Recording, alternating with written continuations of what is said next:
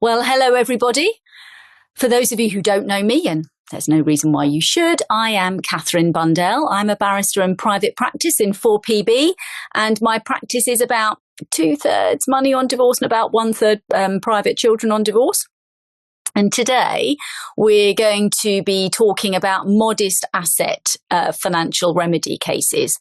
I think these are some of the hardest that we do. I don't do as many now as I used to, but I remember them when I was a junior, and they can be really tricky. So we're going to look at some practice points and some tips, and we're also going to be looking at the law as it is now. And I'm going to presume that you have a level of financial remedy knowledge.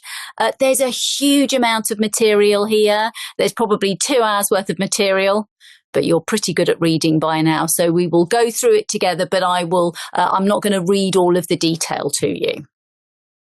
So just as a starting point, we're just going to recap on our principles. We're going to look at a starting point case. We're going to just look at capital sharing and distribution. We're going to look at debts. We're going to look a little bit at, we'll even touch a bit on bankruptcy. We'll look at some practice points, considerations for how we might solve these cases.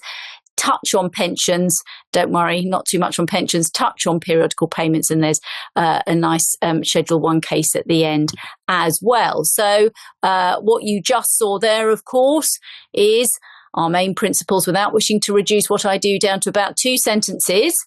First thing we do when we get these cases is we use the ES2. We try to determine what is the marital request. What is it that they've generated by their endeavours together? It's almost always going to include the family home. I think I found about 3 cases ever where it didn't. What we then look at is non-matrimonial request. We look at things like inheritances. We look at things like gifts. Has any of that become matrimonial?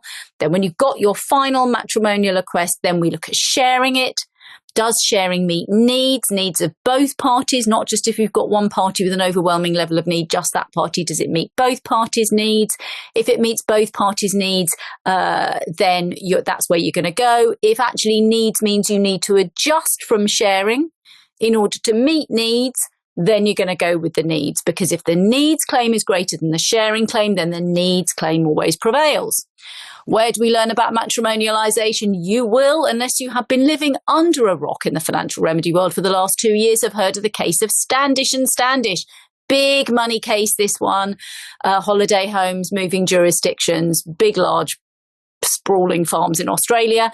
But what you really need from Standish, let's go straight to the point, is paragraph 163 of Lord Justice Moylan's judgment in the Court of Appeal.